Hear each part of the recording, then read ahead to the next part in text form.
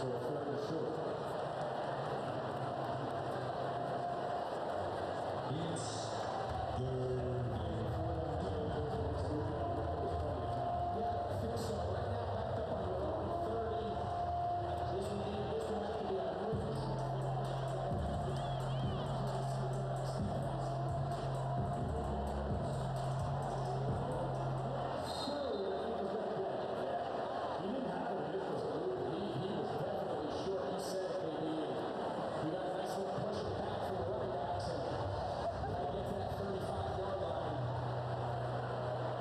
See A.J. Brown kind of getting a little shoved in the back, and it's just enough to get him past that yard to gain.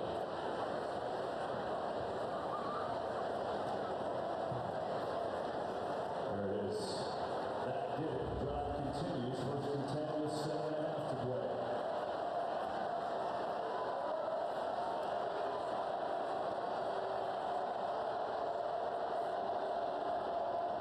The throw. Pressure on the middle.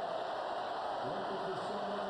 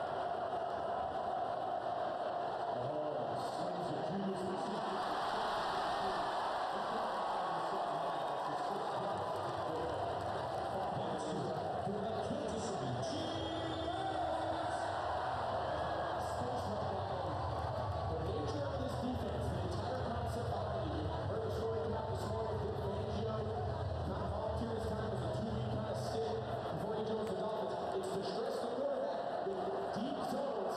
And right now, Patrick Mahomes is just picking them apart. They're running here with the trick play. C.J. Gardner turns into a fish. The Templars hurt after that collision. Take a look. Goodness, hope he's okay. Injury timeout.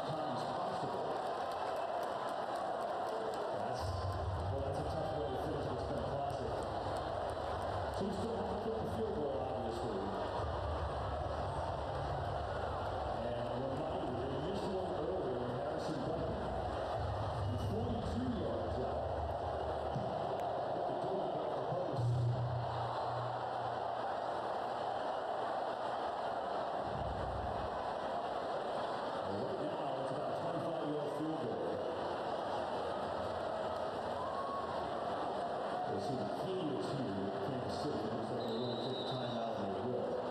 So they can run this play and then try the game-winning field goal, and essentially with 8 seconds left. Can you taste it, Kansas City? Can you taste it?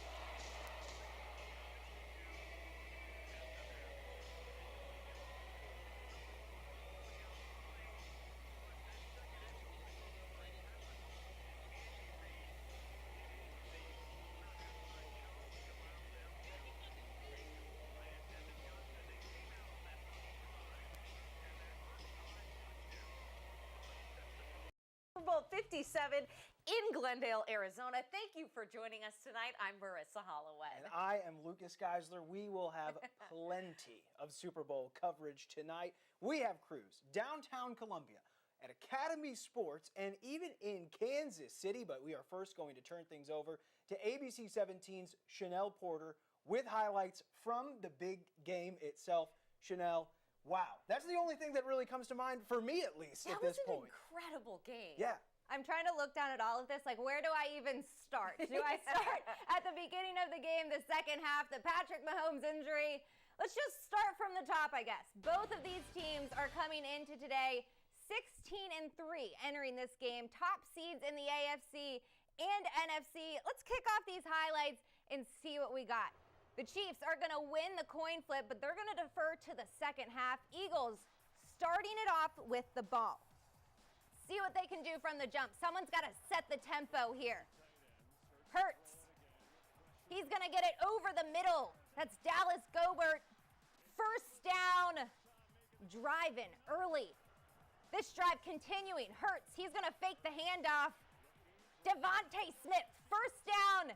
And he's not going down just yet. It's going to set him up down by the goal line. First and goal. Hurts. QB keeper. Touchdown, 11 plays, 75 yards. Just a statement for the Eagles right off the bat. Chiefs turn with it. Over the middle. We're starting off the right way. His favorite target, Travis Kelce, going down near midfield. Let's talk red zone time, though. Mahomes, he's dropping back. Kelce again. Nasty over-the-shoulder grab. The score, and check this one out. The stanky leg coming out for Travis Kelce. 7-7. Both teams scoring on the opening drives. Into the second. Still tied at 7, but not for long. Against two defenders. A.J. Brown into the land of 6. Sweet haul in there by Brown. 14-7. Philly back on top. Birds back with it. Hurts loose ball. Scooped up. Check that one out. The Mizzou alum, Nick Bolton, 35 yards. Bolton taking it all the way to the house. What a way for the former Tiger to show up in the big game. We're tied up again, guys. Back at 14. What a first half we have so far. Hurts, he needs to redeem himself. He's going to show off some speed. 4th and 5. He makes it to the outside. First down and a lot more. Big pickup there for Jalen Hurts. And bad news, Chiefs fans, he's not stopping. First and goal. He's finishing the drive off himself. Right up the gut. Eagles quickly back on top of Kansas City, 21-14.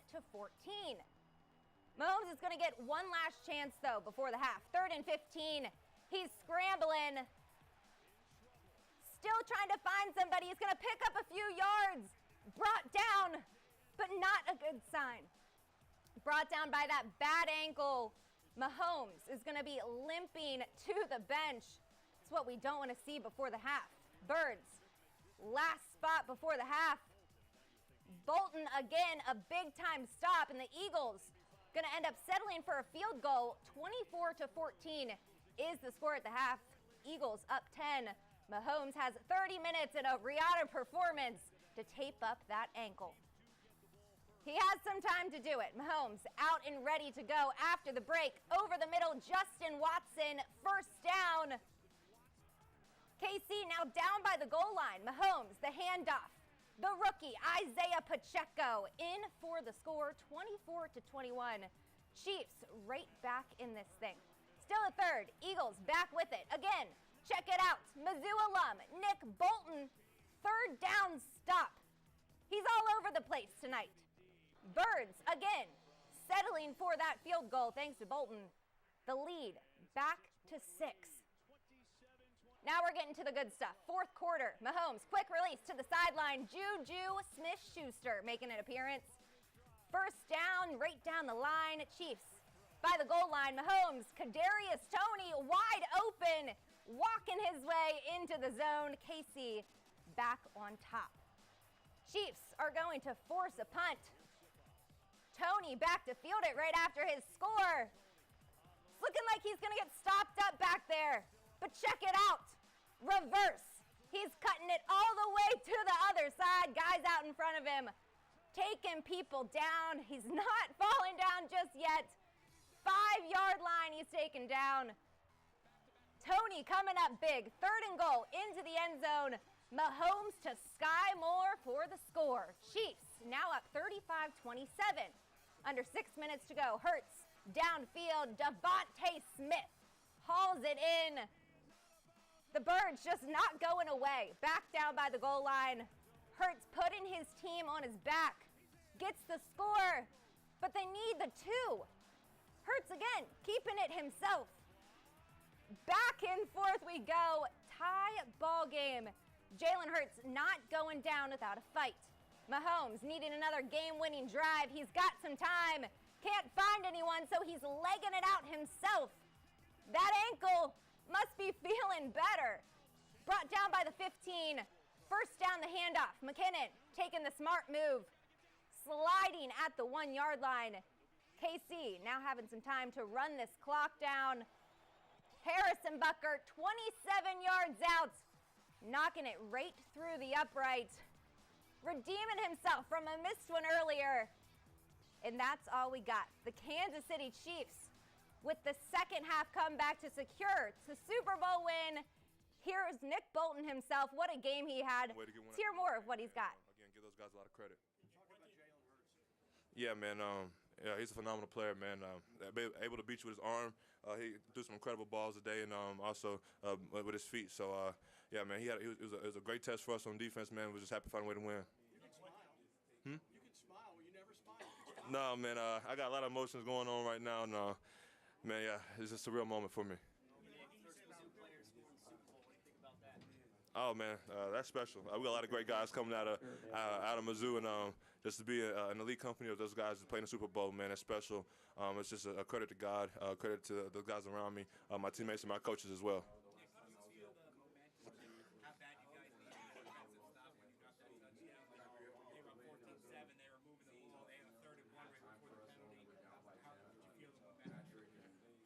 Yeah, slightly. I thought the momentum, I guess, flip a little bit in our favor, but they ended up going on staying a long drive and they ended up getting the end zone, so the momentum was on their side all the way to we were able to find a way to score coming out to halftime. So again, this is how games go, playoff games, Super Bowl, ebbs and flows, and just got to find a way to stay middle line and just trying to find a way to win at the end.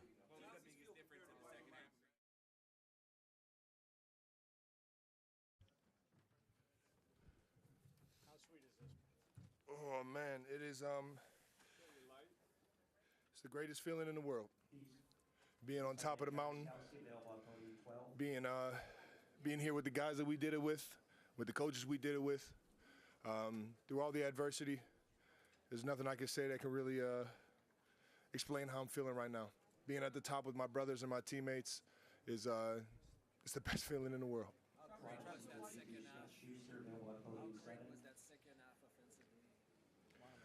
It felt pretty good. Obviously, there were a few plays probably looking at it that we want back, but we were rolling as an offense. We went into that halftime and came out with a different mentality and a lot of confidence. Travis, what did you say to your brother in the hug with the confetti? There's nothing you can really say to a loved one in a situation like that. You know, you joke around all the time and say that you want to be your brother in the biggest stage ever, but it's a weird feeling. It's a weird feeling, and that team had great leadership, great coaches. Obviously, it came down to the end, and we got all the respect in the world for those Eagles, man. But there's nothing really I could say to him other than I love him, and he played a hell of a year, a hell of a season. Travis, both your Super Bowl wins have been epic games and epic comebacks. Obviously, you're just trying to get a ring, but does that add something extra special to it? There's one thing about getting your first one, and it's a whole nother feeling. It's a whole nother feeling to get two. I wanted this one more than I ever wanted a game ever in my life, and you know, the guys in this locker room, the teammates that I have, they felt the same way. The biggest difference is it solidifies your greatness. You didn't get lucky once. It wasn't just you know, beginner's luck or however you guys want to call it. You know, this is we took it 2 years in a row, or not 2 years in a row, but 2 out of 4. There you go. Do you You can call it a dynasty. You can call it whatever you want. All I know is that we're coming back next year with our heart and the right mindset on trying to get another one. I can tell you that right now. How does that change your mindset with Andy and what you feel for him and this achievement for him? For him going up against his old team, man, we wanted to get this so bad for him. His legacy in Philly will live on forever. I know that city loves him.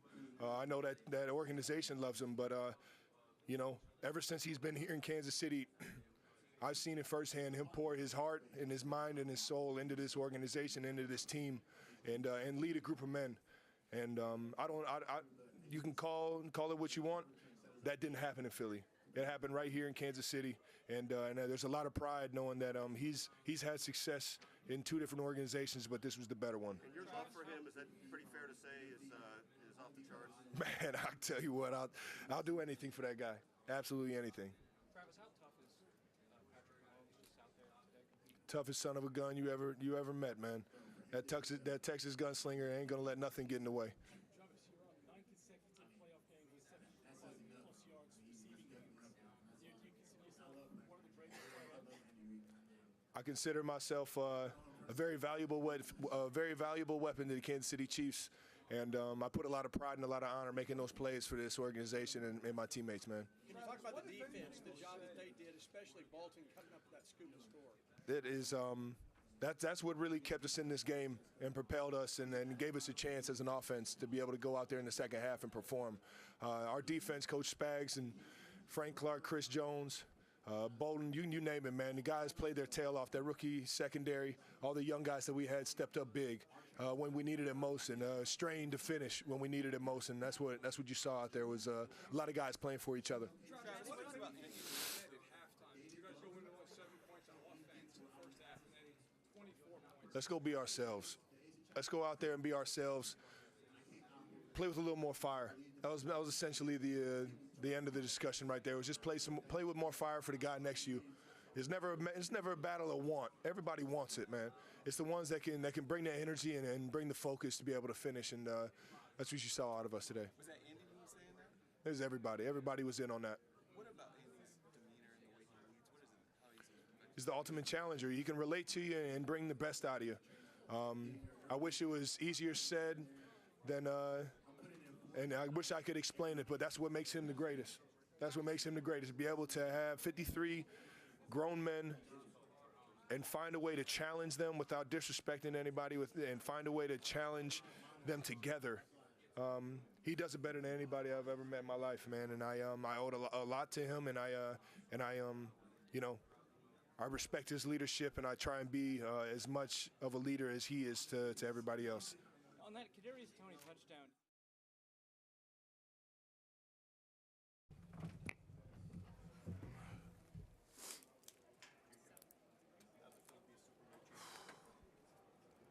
Honestly, I don't know what to feel right now. I just know that I'm not gonna cry right now, but probably when I get home or in the locker room, I'll cry. But I honestly just crazy to come here and play on a 1-year deal to chase a Super Bowl ring. And I just thank all my coaches and, you know, my teammates and everyone around me for making this possible, and obviously the man above. It seemed like they started a little bit slow with you, but the fourth quarter went several times in a row. Yeah, man. I think just the opportunity when it presents yourself, you know, you take full advantage. I'm not the type of guy who cares about stats, catches, who gets the ball or whatnot. All I care about is winning. And when you win, everyone is so happy. But I'm glad I got the opportunity to make the plays I can for my team and to put us in a position to win this game. Do you feel like you got held on that last play? No, what? Say it again? Do you feel like you got held on that last play when they threw the flag? Oh, yes, 100%. My route was strike in, strike back out. I mean, Bradbury's a good player, but, you know, I feel like at some day a call is going to be called. But that boy got here. I don't know what the Giants was doing with KT, but, bro, he's a dog. And Veach and Andy Reid, bro, they know how to pick and choose who to go get and fit for this puzzle of this team. The hard part with him is that trying to block for him because he's like a rubber man. He just jukes so many times, and it's hard to block for him. But as you can see, that punt return set us up big to put points on the board. It seemed like a lot of people were having trouble keeping their footing. Did you have trouble keeping your footing on the turf? Nah. I feel like I had good feet problems. Good feet. Only because, shout out to Sleep Number for the good sleeps last night.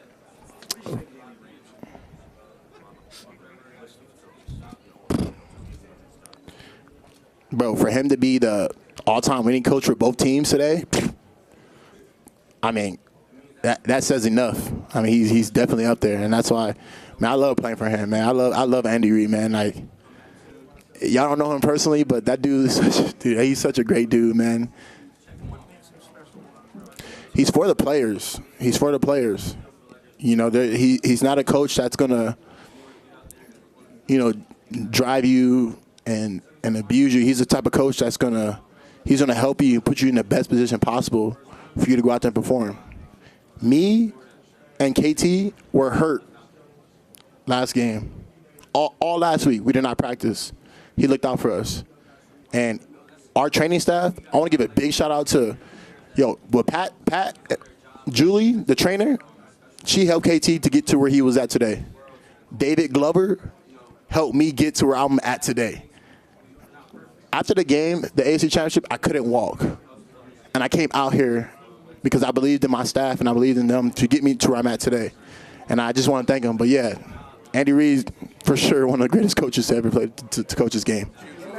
After the AFC Championship game, I saw you walk off the field, and you looked like, how are they going to put Humpty Dumpty back together again in 2 weeks? How did they do it? How did you do it? Man, just prayed every night and just working in the training staff, getting there early, putting treatment in. I'm putting in 4 to 5 hours every day this past week in AZ, just to make sure that we make this dream come true, and we did it.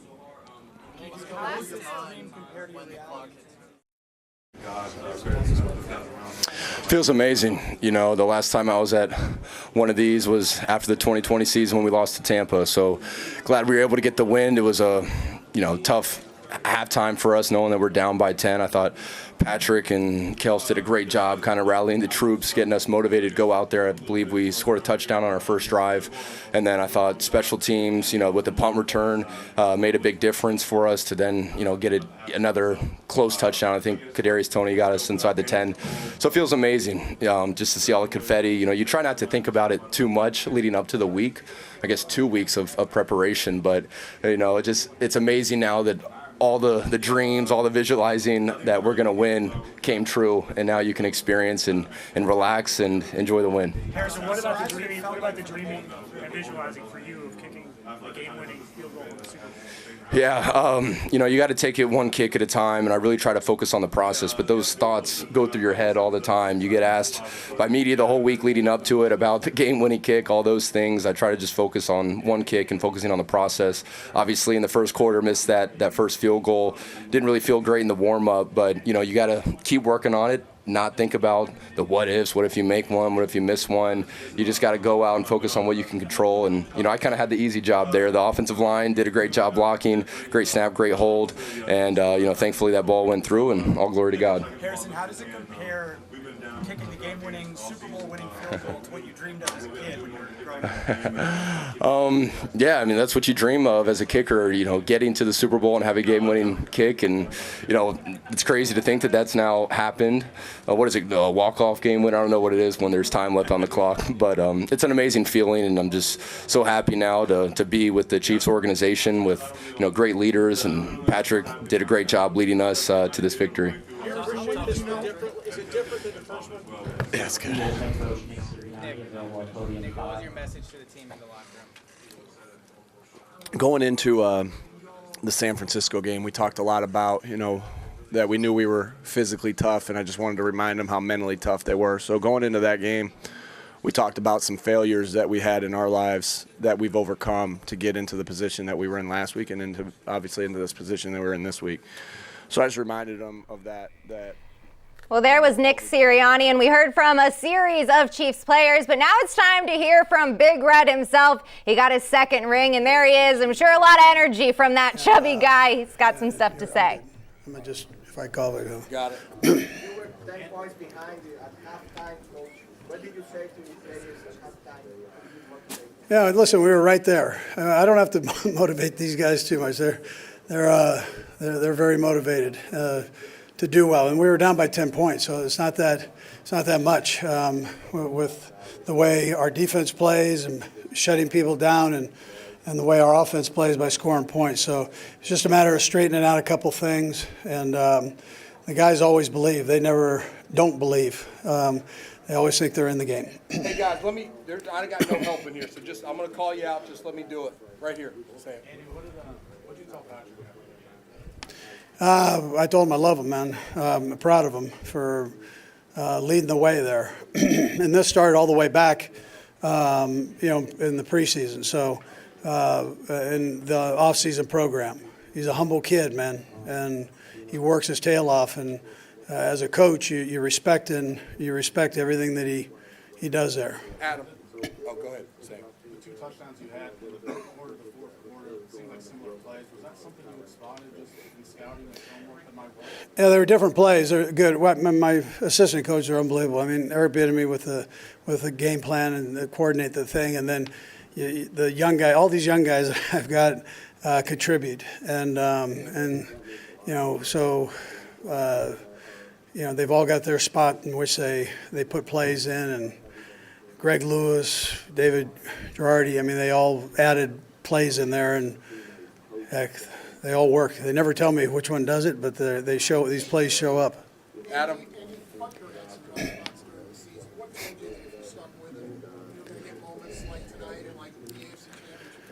Yeah, Adam. Listen. He's a great kid. The only reason he had problems was because of the high ankle sprain, and that's rough on a kicker, especially on that plant leg. And so it's a matter of just getting through that, the tweaks that thing presents to you really for the rest of the season from when he was hurt. But he's dirty tough. I'm not going to say for a kicker. I'm just saying he's a tough kid. Normally the kickers aren't the toughest guys, and this one here, he's a tough nut, man.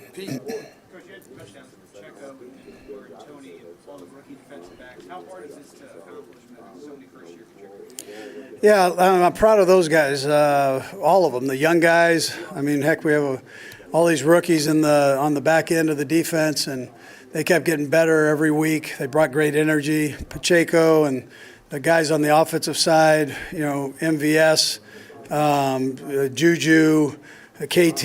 I mean, these are all new faces, and they just stepped up. I mean, they've done that all year, and then here comes KT into this thing late from the Giants, and he has a couple of the biggest plays of the game. So, I mean, it's been like that. MVS, big plays. Juju tonight, big plays. Pacheco, big plays. Sky Moore, big play. These guys, my hat goes off to them. That's a tough thing to do in this league, man. These are the best players in the world right here, and I felt like these were the 2 best teams. I mean, my hat goes off to Philadelphia, Jeff Lurie and Howie Roseman for what they've done with that program, and their head coach is a legit guy. He's great for the National Football League, man. He brings great energy, and here he is. He's a young guy, and he's in the Super Bowl after his second year, man. It's a tremendous compliment for him and the city of Philadelphia. Andy, how does it feel to win a second one and incidentally have it be against the Eagles? Then one quick follow-up on that. Yeah, Vi, listen, you know this. We go way back. So I loved Philadelphia. I loved my time in Philadelphia. Phenomenal people. And we had some great years. And so I left the organization on a positive note with Jeff Lurie and really everybody there. And there's still 3 other real good players. There's still guys that I had a chance to coach, and I'm so proud of them for the careers that they've had. So it's a great city. It's a great city, as is Kansas City. Been very fortunate, man. Very, very fortunate. Coach, congratulations. We talk so much about how smart and how talented Patrick Mahomes is, but there he was again, playing through pain and injury. How do you describe to us just how tough Patrick Mahomes is? Yeah, listen, he grew up in a locker room. He's seen the greats, and he strives to be the greatest. I mean, without saying anything, that's the way he works. I mean, he wants to be the greatest player ever. That's what he wants to do, and that's the way he goes about his business. And he does it humbly. You know, I mean, there's no bragging. He could stand up here and give you these stats that are incredible that he's had, but he's never going to do that. That's just not him. And so we appreciate that. And then when it's time for the guys around him to raise their game, he helps them with that. He's one of these great quarterbacks make everybody around him better, including the head coach. So he's done a heck of a job. Herbie. Hey, Coach, congratulations on the second win. Thanks, Herb. Earlier in the week, a game like this would be You can stand up, Herbie. Oh, you are. I'm sorry. No, go ahead. This is my favorite guy. He's one of my favorite guys. Go ahead. You had mentioned earlier in the week a game like this would be won in the trenches. How do you think your front five did against this Philadelphia Eagles defensive line? Yeah, so I thought, you know this too, I mean, we talked, but I felt like this was going to be the big boy game where both your lines were going to have to really step up and play well. And they did. Both sides. I mean, that D-line battled like crazy, and that offensive line battled like crazy. And everything wasn't smooth, but they kept going against a very good football team that has good lines. Yeah. All right, sorry, we got time for 4 more. Patrick's waiting. Go ahead, Mike. Only 13 other coaches have won multiple Super Bowls. What does it mean to you knowing that? Yeah, I mean, listen, I'm honored to be whatever. I don't even know that stuff, but I mean, I'm honored to be in that.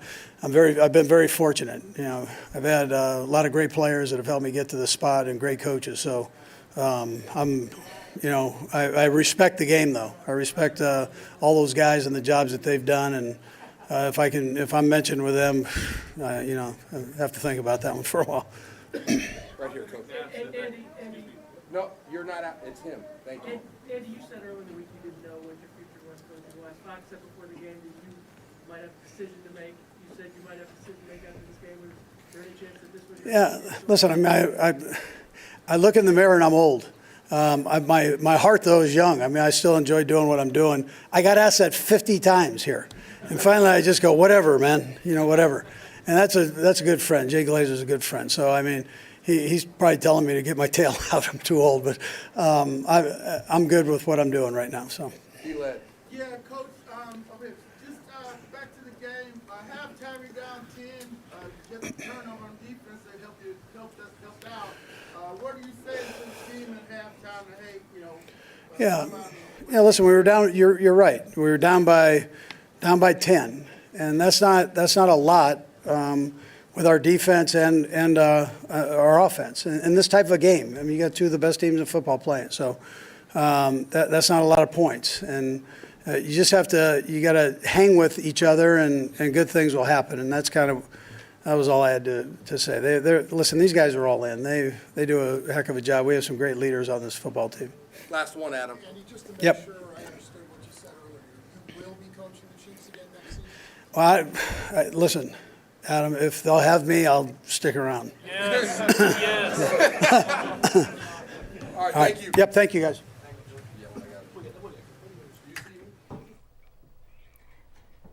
Well, you just heard it there. Andy Reid, if we want him back, which I think we're all agreeing that we want him back, he'll be back for another shot at the Super Bowl. Now we're going to hear from the Super Bowl MVP, the league MVP, Patrick Mahomes. A big day from him. Let's hear what he has to say. In Texas in the offseason, meeting basically a brand new group of receivers and learning what they did well, learning what we could get better at, and guys leading from there, man. I thought the guys accepted the challenge. It was a crazy year, but we ended up on top, man. You can't ask for any more from those guys. You had the scramble play. I'm wondering how much was your ankle hurting tonight? How much was it hurting on that specific play? I mean, it felt great until I kind of rolled it a little bit. I thought I felt really good, and then that happened, and I had a lot of soreness going through into halftime, and was able to move it around, kind of get taped up a little bit, and go out there in that second half, and it didn't feel good, but I was going to leave it all out there, and I'm glad it was enough for the win. Patrick, what does this mean to you in terms of Andy's success tonight too, and your relationship with him? Yeah, I mean, he's one of the greatest coaches of all time, and I think everybody knew that. But these last 2 Super Bowls kind of cemented that. And to have someone that is such a great person who gets the best out of the players and to become men and players, you wanted to do that. You wanted to win those Super Bowls for them, and it was it's great that we did that. And like you said, man, we're not done. I'm gonna have them around here for a little bit longer at least. You mentioned the extended halftime helped you guys kind of rally and get your energy up. What do you recollect from the extended halftime? You probably worked for. Yeah, no, I was proud because I talked a little bit, but it was everybody. It wasn't like I was the only person talking in that locker room, and we just challenged each other, man, to leave everything out there. And I don't want to say we played tight in the first half, but you didn't see that same joy that we play with. And I wanted guys to just know that everything we worked for is for this moment. You have to enjoy this moment. You can't let the moment overtake you. I thought the guys did that in the second half, and they fought to the very end. That's all you can ask is guys leave everything they have on the football field. 10 years ago, you tweeted, man, how awesome would it be to win a Super Bowl and say, I'm going to Disney World. Here you are going for a second time. How do you put all of this into perspective? It's hard, man. It hasn't even sank in, I don't think, even yet. I mean, I appreciate it because of the failures. I mean, the failure of losing the Super Bowl and losing the AFC Championship game, it gives you a greater appreciation to be standing here as a champion. Luckily, I'm going to Disneyland now, so I have Disney World and Disneyland crossed off, and I'll have to make some more parks so I can go around everywhere and do a world tour. Patrick Jones talked about you guys being counted out all season. Does that make this win feel more special? Yeah, I think it does. I mean, I wouldn't necessarily say we were counted out, but I mean, there was a lot more critics than there was the previous years I had been here. And I told them at the beginning of the year, I said, as long as Andy Reid's coaching, we're going to have success as an offense, not trusting the leaders that we have on that defense. And so to go from a team that wasn't, I wouldn't even say majority picked to win the AFC West to win the Super Bowl, that speaks to the guys that we have in that locker room. How do you think today you look better than the week? You feel great, right? Yeah, I felt really good until I kind of aggravated it a little bit, but it was. I mean, you're in the Super Bowl. You can worry about getting it healthy in the off season. So I just kind of fought through, and we were able to win the game. Patrick, what do you think of Jalen Hurts' performance? You know, you had an MVP performance, but if they had won, he probably would have been MVP. Yeah, I mean, if there was any doubters left, there shouldn't be now. I mean, the way he stepped up on this stage and ran through the ball, whatever it took for his team to win. I mean, that was a special performance that I don't want it to get lost in the loss that they had. I mean, even whenever we got all the momentum in that game and we went up 8 points in the fourth quarter, for him to respond and move his team right down the football field and run it in himself for the 2-point conversion, it was a special performance by him, man. And I mean, you make sure you appreciate that when you look back on this game. Patrick, how would you describe thanks, man? How would you compare to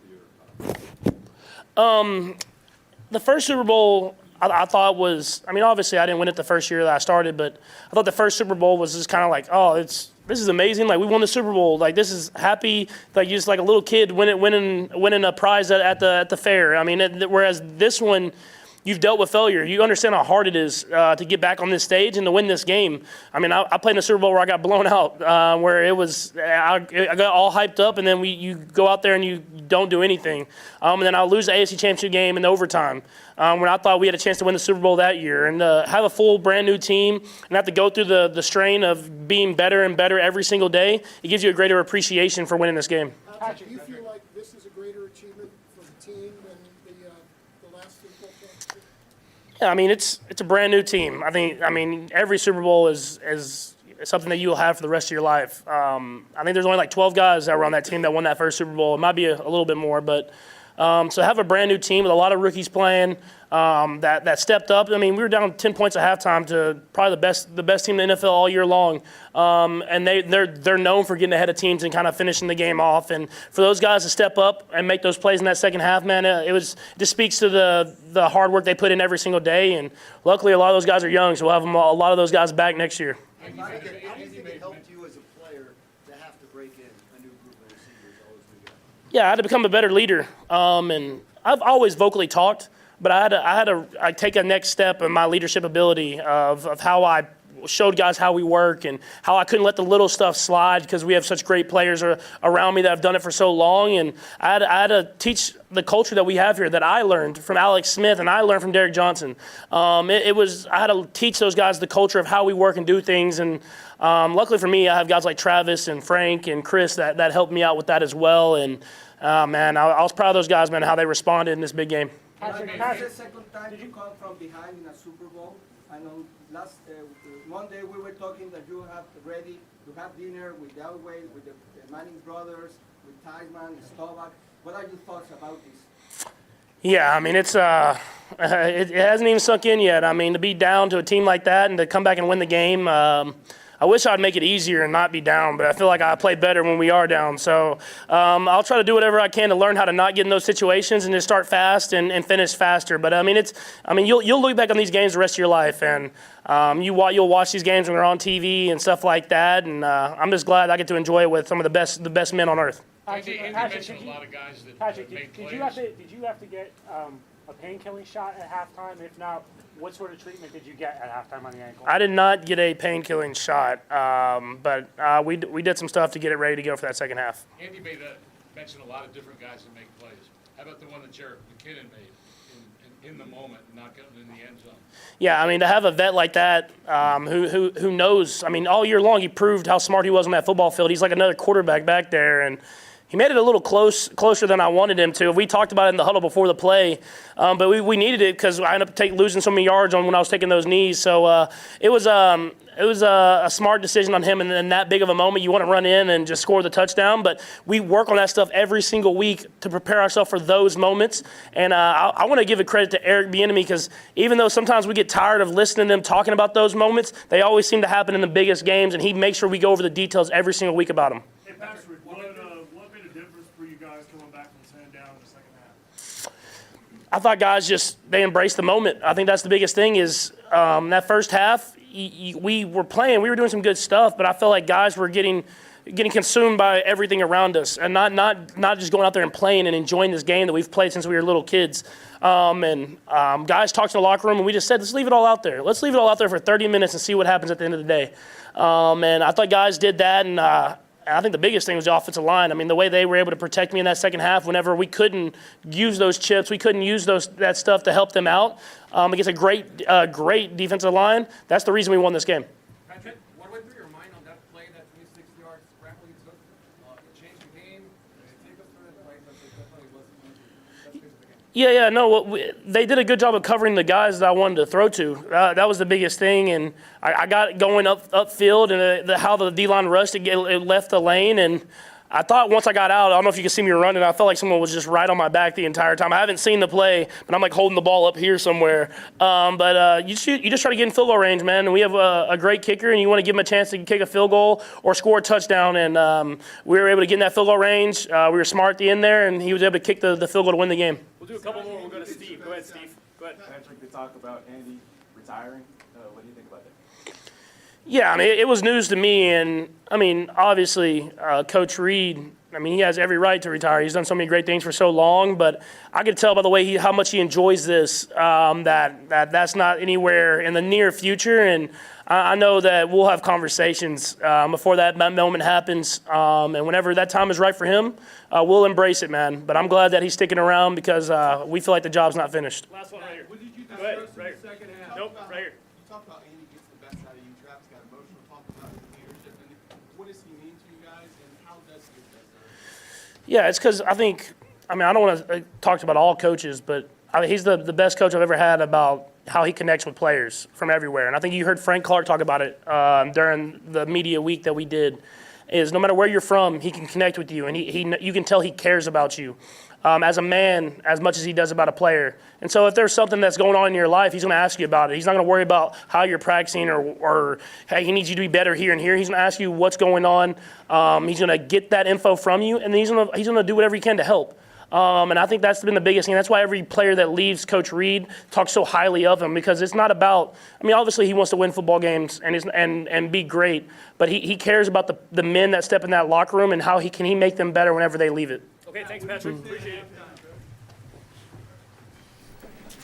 Well, guys, we just heard from almost all the team. I think the main consensus there was their love for Andy Reid. Big Red, definitely a lot to put on here. He went against his former team. He's bringing a second Super Bowl trophy home to Kansas City, and I think they're trying to force him into retirement with some of those comments, but definitely all of these guys, a lot of praise for Andy Reid. Totally. And Chanel, I thought the same thing. Like, where does this retirement talk keep coming from? I think they're just trying to get a story out of it. Andy Reid's not ready to retire. I think he's ready to come back for some more. No way, not yet. Another step on what I'm sure a lot of people are thinking might be a long and very storied run for the Kansas City Chiefs. Only time will tell on that, but that city that you're looking at right now, Kansas City, Missouri, is feeling pretty good about what the next few years might have in store for them. And Erica McGuire is there live. We're going to check in with her shortly. But right now, Natalie Jones, sports director, is in Arizona for us live tonight. Natalie, you've been there all week long leading up to today. What's the energy like? What a game. You say it's crazy in Kansas City. I'd say it's pretty split down the middle here. You got some upset Philly fans. You got some very happy Chiefs fans. We heard a lot of "how about them Chiefs" in the parking lot. You can see the stadium lit up celebrating a Kansas City Chiefs win. I'm with you guys. What's with the Andy Reid retirement talk? They're asking about cheeseburgers this week, coffee, and now retirement. We need to cut this out. Chanel, I know me and you talking about Andy Reid earlier this week. Give me your thoughts on what you think this all means for his legacy. Yeah, we've talked a lot about dynasty this week, and Andy Reid, I feel like he's definitely building one, and I still feel like he's not done yet. You know, he's had 24 great years, over 14 with the Eagles, 10 in Kansas City, just building an absolute legacy. He's going to go down as just one of the greatest to ever do it. Let's go over to the MVP, Patrick Mahomes. 220 yards altogether, 3 scores. He banged up that ankle before the half, but I think there was no doubt in our minds that he would be back out there for the second half. Natalie, just where did things kind of turn around for him in the second half?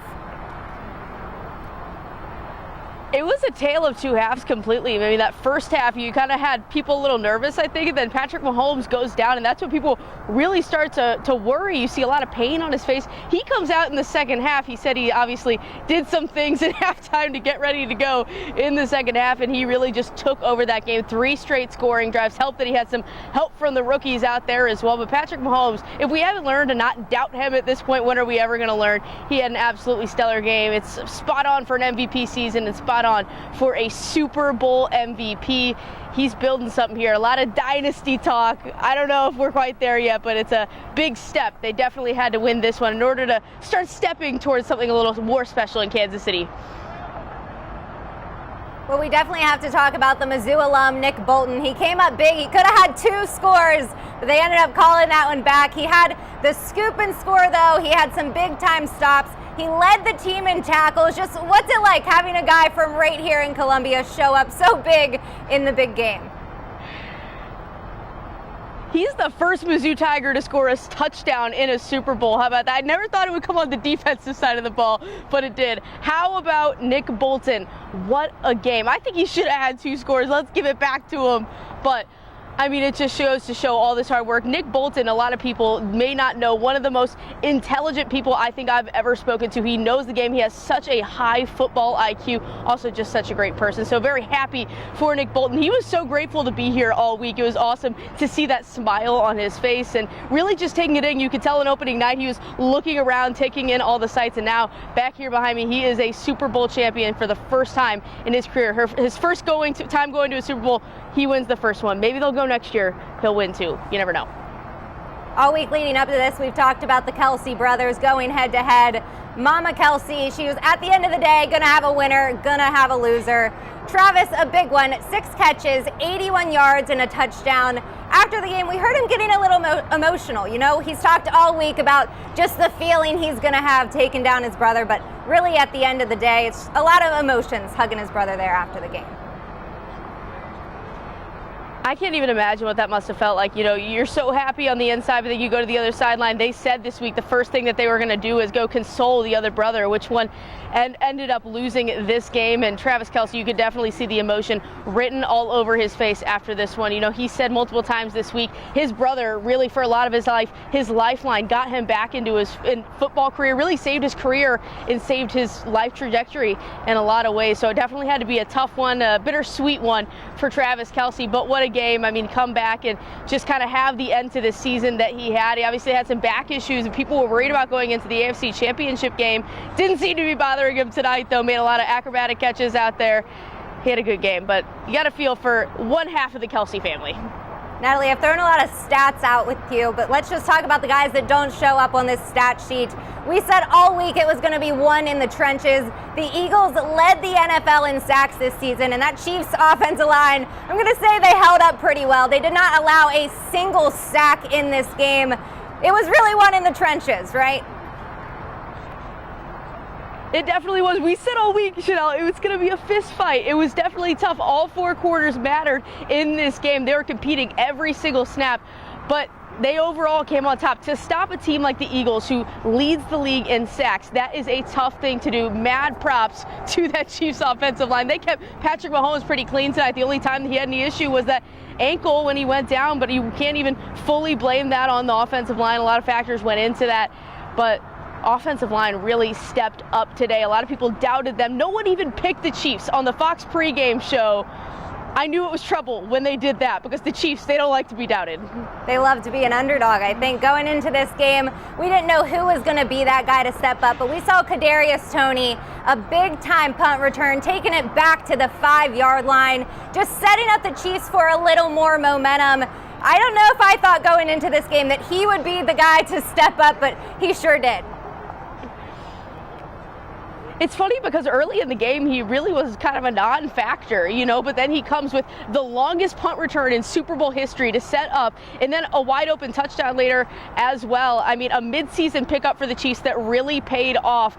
He had a very big game. You also got to look at the rookies, I think, too. A lot of rookies stepped up in this game offensively as well. I think we talked so much defensively about the 5 rookie DBs, but definitely a big effort on offense from those rookies. You got to be happy having them come back next year. It could be setting up for a pretty special Chiefs season next year, depending on those returners. I know a lot of guys still have some question marks on them, but definitely good setup for next year.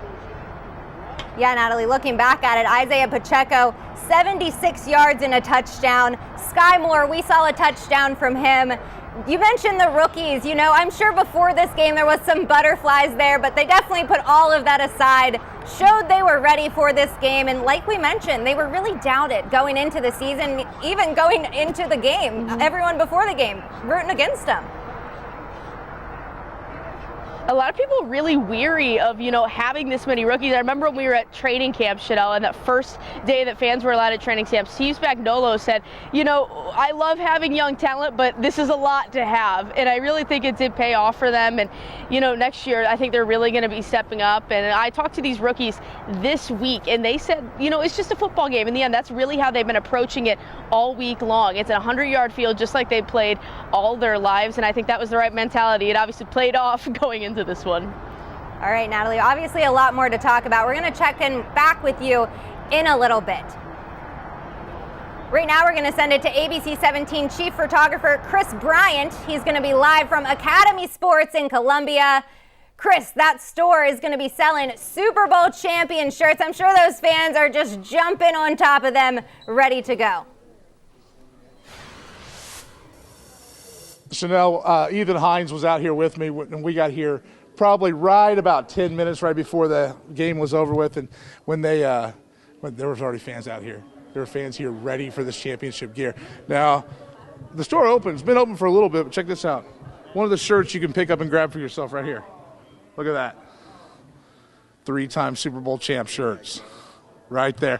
And hey, you know, this is just one of them. Take a look at this. Ethan, show them around here. Show them all of these different shirts they can grab right here. There are more shirts going on in this building than you know what to do with.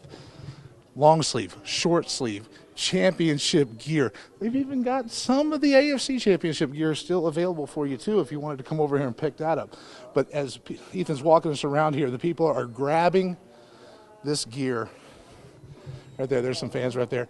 Long sleeve, short sleeve. Check this out right over here. Look at this one. Look at this one right here. Super Bowl Kansas City Chiefs. Here's another one. Another one of the Super Bowls. Now, Courtney Markle, who is the store manager, is right over here with us. Ethan, come on over here. Courtney, come over here and join me for a second. Hi.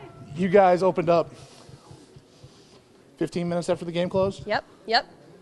And we saw you in the windows unboxing all of this stuff. We had about 200 people in here earlier, right after, within the 20 minutes after the game. Yep. How long are you going to be open tonight? Till the last customer comes through the door. We're here for you guys. So you heard it right here. And they've got plenty of this stuff. There's even more in these boxes back here behind, isn't there? We got about 8,000 units in, so we've got plenty of product. Come and buy it up. Support our Chiefs. All right, so I talked about the long sleeve, short sleeve shirts. What else we got? We got hats, beanies. Oh, what else hats, we have? beanies, pennants, keychains, koozies. Sweatshirts. We got everything, and we got more coming in this week. So this is the place to come to and get your gear tonight. She said they're going to stay open until the last customer comes in. So that's 1 a.m. You're here, right? That's 5 a.m. We're here. 5 a.m. You're Absolutely. I mean, are you going to volunteer these people they're going to have to stay that late? They're already scheduled, so we're here till the last customer comes through. Oh, that's perfect. That's perfect. Now, guys, I'm going to have to get my championship gear purchased here in the next couple of minutes. So I got a hat over here that I've got picked out. Ethan, let's take them over here. Look at these beanies. Check this out.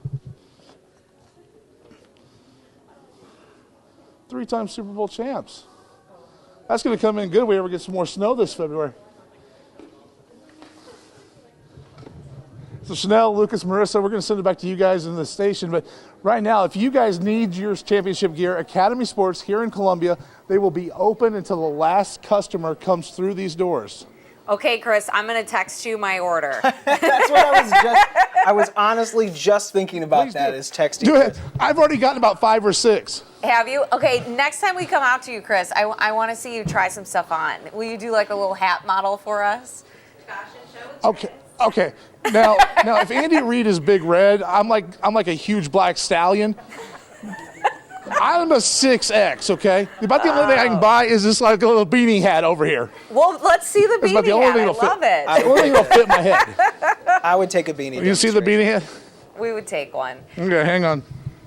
Thanks, Here you Chris, go. Ethan, for hold this taking for a one second. for the team here. Looks great. All right, I think that's going to work. I think I just bought this one, unfortunately. I love it.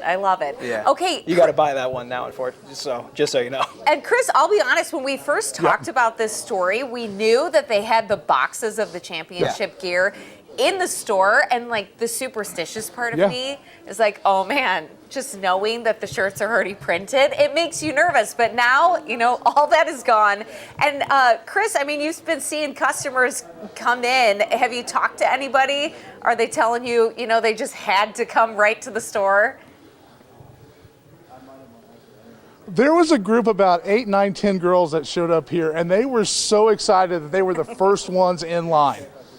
So, and they bought probably, I don't know, I'm not going to lie, I would say half the merchandise, but they each got 2 or 3 items themselves, taking care of boyfriends, parents, and everything like that. But you were talking those boxes right here.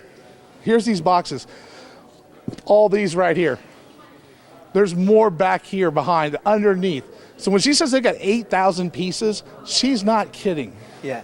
Chris, do you think anyone there would want to talk to you right now just about their shopping experience? Let's see here. Let's talk. Yeah, let's see. How about this? This is exciting. I mean, these are fans. These are fans. Yeah. How you guys doing?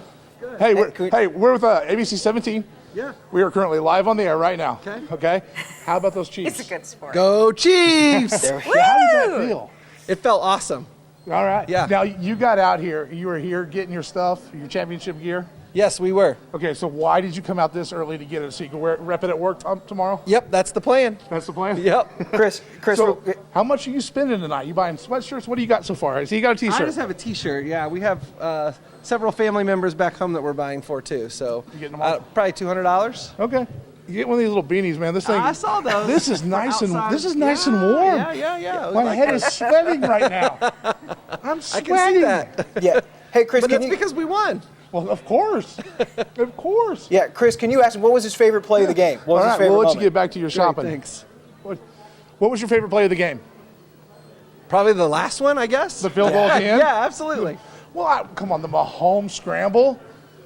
Yes. that was good too. Kelsey's touchdown. Yes, that was good too. How do I get to choose one? Mizzou Tiger alum Nick Bolton with the first ever touchdown for a Tiger in a Super Bowl? Yep, and the game yesterday and then the game today, absolutely. And you guys, it's a good day for a Mizzou fan, isn't it? Yeah, absolutely. All right. Well, guys, hey, I'm going to see if I can put my hat on his tab, if that's okay. Sure, why not? He's Why been not? such a Sweet. He's good going to buy it sport. for me. Yeah. Yeah. Shout out to that Chris, person. thank you for getting some customers for us and especially for modeling the hat. Absolutely. Yeah. That was a great look from Chris Bryant. Definitely. All right. So, let's stay in Columbia. ABC 17's Hannah Falcon live in downtown Columbia, where she was there at that big moment of the game whenever the Super Bowl was clinched there. Hannah, you're outside Fieldhouse. Vibe check. What's going on out there? Yeah, we're out here in downtown Columbia, right outside of Fieldhouse. There was a really big crowd here watching the Chiefs earlier tonight. A lot of people are starting leaving, but earlier we were talking to a lot of fans, a lot of really excited people here, a lot of Mizzou students too. They told us they're hoping they don't have class tomorrow. We got some fans still out here, but we have some sound from some fans earlier tonight I'd like you to take a listen to. So I go for the Chiefs. I go to Mizzou, and I really hoping that class gets canceled tomorrow, and I want Kansas City to erupt. I'm gonna call my mom because she's a big Kansas fan. Really, so, yeah. I think I'm just gonna party with the boys tomorrow.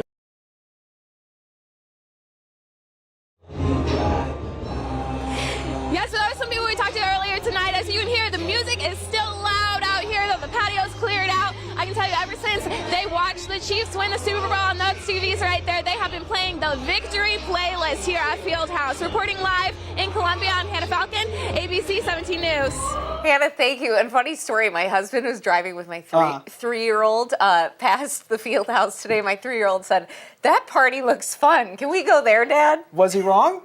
Well, he couldn't get in. Gotta be 21. I don't know if I don't know if the aforementioned boys would accept like a just a He's gonna 31-year-old guy that's just party like with the looking to party boys as well. But I thought sounds the like it other would be guy, a good time. so sweet. He was gonna call his mom. Calling his mom. So yes, thoughtful. that is very very thoughtful, especially if she's a big fan. Yes, loving all the energy tonight. And are we Chiefs winning the Super going to Kansas City next? We're gonna go to weather next. We know Kansas City's wild. Luckily, Jessica, our weather not as wild as that. We're keeping it pretty calm. It's calm, but it was beautiful today. We had some great Gorgeous. grilling weather. I know a lot of people were outside just enjoying that today before the big game. We got into the 60s. Right now, we're still in the 40s in Columbia, so it's not too bad. Tonight, our winds are from the south, and we're going to stay right around freezing. We're about 47 in Columbia, but temperatures continue to drop off into the 30s overnight. We're getting down to about 32 in Moberly and Boonville. Columbia down to 32, and we're 33 by tomorrow morning in Jefferson City. Another gorgeous day tomorrow. We're going to see those highs climbing up into the upper 50s to almost 60 degrees. Then heading into Tuesday, I'm going to be tracking some rain that moves in overnight into most of Tuesday afternoon. That'll keep us just a touch cooler. It's also going to be very breezy as the storm system moves in. So don't plan on any problems tomorrow. You won't need the umbrella. A little bit of cloud cover tonight as low pressure is working through the region. But as you'll see on the future track, a lot of that cloud cover clears tomorrow. So we'll have some sunshine and it's going to be a beautiful afternoon. Winds are light tomorrow. Those highs in the 50s across the board. Tomorrow night, cloud cover starts to move in after sunset. That should keep us right around 40 degrees. But rain does start to move in from the west and become more widespread getting into Tuesday morning. We'll stop right here at 6 a.m. You'll see a lot of this is spreading across the area, so you'll want your umbrella. A little bit of a slower morning commute on Tuesday. A lot of the rain works its way out by late afternoon. So if you have Valentine's Day plans, likely going to need that umbrella throughout the day, but towards evening we should start drying out. But we're going to be tracking some very strong winds. We could see gusts up to around 40 miles per hour throughout the day. That said, winds are going to be from the south. So while we're going to be breezy and rainy through much of the morning, temperatures still make it up into the 50s. Those showers start to exit off to the northeast throughout the evening. We are still in the mid 50s at 6 o'clock. And as we get into Wednesday, we're going to warm up even more. We'll see those temperatures starting out in the 30s, but we should get in the 60s in the afternoon before our next storm system moves in. I'll have more details on that in a bit.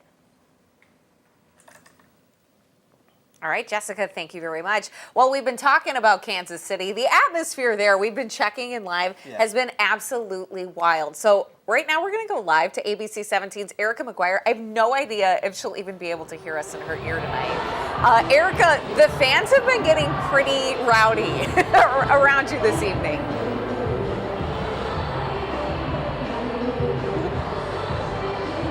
Yes, they've been rowdy all night long, Marissa, and if you want to know, I can hear you. I'm surprised I can hear you right now. It's definitely got quiet just a little bit now.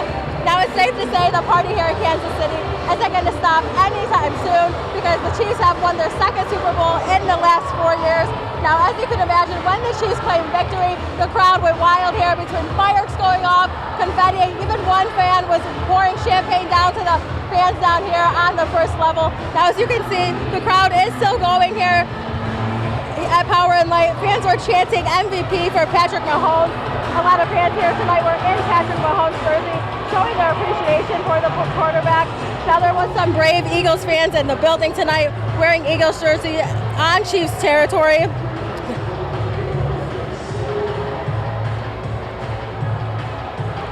Not a lot of fans here tonight. Again, we're showing in Mahomes jerseys, showing their appreciation for the quarterback. I also seen a dog in a Mahomes jersey.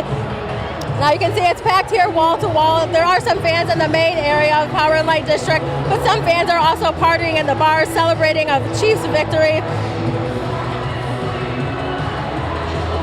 Now, covering something like this has been quite the experience for me. I'm from the Detroit area, and as we all know, Detroit hasn't been in the Super Bowl very often, so this is definitely going to be a night to remember for me.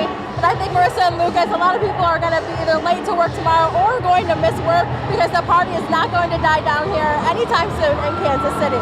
Reporting live from Kansas City's Power and Light District, Erica McGuire, ABC 17 News. Oh, Erica, thank you so much. And you know what? I've always heard of the Monday after the Super Bowl being like one of the biggest days that people call in sick. And I guarantee you, nobody in that crowd is going to make it to work on time. Erica, that crowd is probably staying up waiting for the Chiefs plane to land in the morning. Yes. To try to party, to get the first party with them there. Incredible scenes going on behind Erica there. Yeah, they might need a little water and like some pizza and some Tylenol. Please. By the end of the night. Yeah. Well, thank you very much for joining us here. We're going to be right back on Fox 22. Stay with us.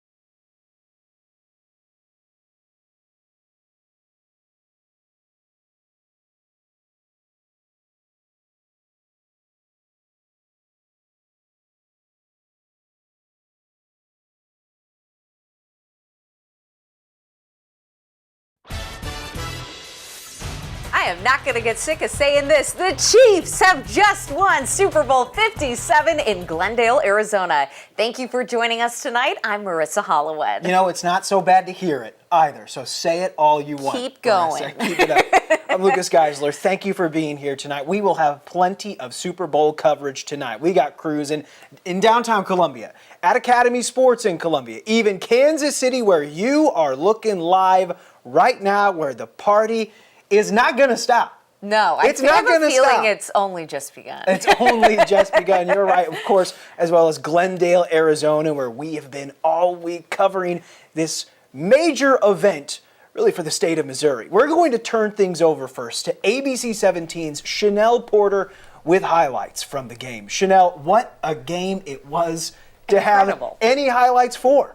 Yeah, guys, we talked about just how long these highlights were going to be, and I felt like every play just needed to be in there. It was kind of hard to cut them down, but let's take a look. We're starting back from the very beginning. Both of these teams entering as the 1 seeds, 16-3 entering this game. Chiefs are going to win the coin flip, but they're going to defer to the second half. Eagles with it first. Hurts over the middle. Dallas Goedert. First down, and they're not stopping there. The drive continuing. Hurts fakes the handoff. Downfield, Devontae Smith. First down and then some. Hard to take him down. That's going to set him up down by the goal line. First and goal, Hurts QB keeper. Touchdown. 11 plays, 75 yards. What a statement for the Eagles to start. Chiefs turn with it. Over the middle. Starting it off right, Travis Kelce. Just to midfield. Kelce getting it rolling off the jump. Red zone time. Mahomes drops back. It's Kelce again. Check out that grab over the shoulder. And check it out, a little stanky leg action. Both teams scoring on those opening drives. 7-7 to start. Into the second, still tied at 7, but not for long. Against 2 defenders. A.J. Brown into the end zone. Sweet haul in there by Brown. 14-7, Philly back on top. Birds back with it. Hurts, loose ball, scooped up. Check it out, the Mizzou alum, Nick Bolton. 35 yards all the way to the house. What a way for the former Tiger to show up in the big game. Back tied up. Hurts. He's going to redeem himself, though. Let's see what he can do. He's going to show off some speed here. 4th and 5. Cuts it to the outside. First down and a lot more to go with it. It's red zone time. Hurts isn't stopping there. He's going to set us up for first and goal. Big pickup, and he's going to finish it off himself. Right up the gut. Eagles quickly regaining that lead up 21-14. Mahomes is going to get one last chance with it before the half. 3rd and 15. He's looking for somebody. Scrambling. He's going to try to take it himself. Picks up a few, but brought down in the worst way. He's been dealing with that high ankle sprain, and he's suffering from being brought down by his ankle a bit there. Mahomes limping to the bench. Birds, last chance. Bolton, again, making a big play. Big time stop. That's going to force the Eagles to knock it in right through the uprights. 24-14 is our score at the half. Chiefs with some work to do in the second half. Down by 10. Mahomes, 30 minutes to tape up that ankle and get back out there. Boy, does he ever. After the break, over the middle, Justin Watson. First down, Kansas City. Down by the goal line now. Mahomes, the handoff. The rookie, Isaiah Pacheco, getting his name in on the big game. 24-21. Chiefs right back in this thing. Still a third. Eagles back with it. Look who it is. Nick Bolton again. He's everywhere tonight. Another big stop. It's going to make the Birds kick another field goal. Thanks to Nick Bolton, but that lead still back up to 6. Let's get to the good stuff. We're going fourth quarter time. Mahomes, quick release to the sideline. Juju Smith-Schuster making his appearance. First down. Chiefs now down by the goal line. Mahomes finds Kadarius Toney wide open. walking into the end zone. KC back on top. Chiefs are going to force the Eagles to punt on their next possession. Tony, after the score, he's back to field it. Looks like he's going to get stopped a few times there, but he's going to take a risk. Reversing field, guys out in front of him, blocking left and right. Finally coming down, but not until the 5-yard line. What a return and what a game-changing play there. 3rd and goal into the zone. That's Mahomes to Sky Moore for the score. Chiefs now up 35-27. Hurts back with it downfield. Devontae Smith hauls it in. These birds just not going away. Hurts putting his team on his back up the middle. Now we set up for the 2-point conversion for the tie. Jalen Hurts, what a game he's having. Poking it in himself, tie ball game. Back and forth we go. Mahomes needing another game-winning drive. He's got some time. He's keeping it himself. On that bum ankle, legging it out. Brought down at the 15-yard line. First down, the handoff, McKinnon taking the smart move, sliding at the 1-yard line.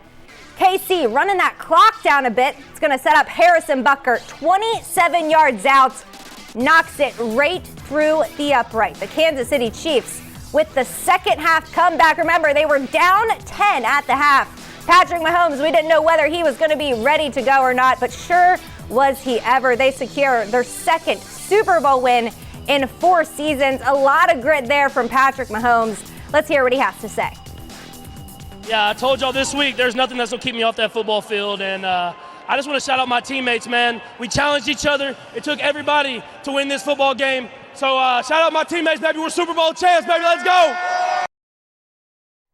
Well, it was a big week for Andy Reid taking on his old team. A lot of emotions after this game. All of his players had a ton of praise for what Andy Reid has been able to do, bringing in these rookies, transforming this team, getting them back to the big game. Let's hear what Big Red had to say after the win. I told him I love him, man. I'm proud of him for leading the way there. And this started all the way back, in the preseason. So. In the off-season program. He's a humble kid, man, and he works his tail off. And as a coach, you respect everything that he does there. Adam. You guys have heard this next storyline. The Kelsey brothers going head-to-head today. They've bickered all week in a fun way just about how good it would be to beat the other, but obviously that comes with a lot of emotions after this game. Travis Kelce had a lot of good words to say about his brother Jason. Let's take a listen. Oh, man, it is it's the greatest feeling in the world. Being on top of the mountain, being here with the guys that we did it with the coaches we did it with, through all the adversity. There's nothing I can say that can really explain how I'm feeling right now. Being at the top with my brothers and my teammates is it's the best feeling in the world.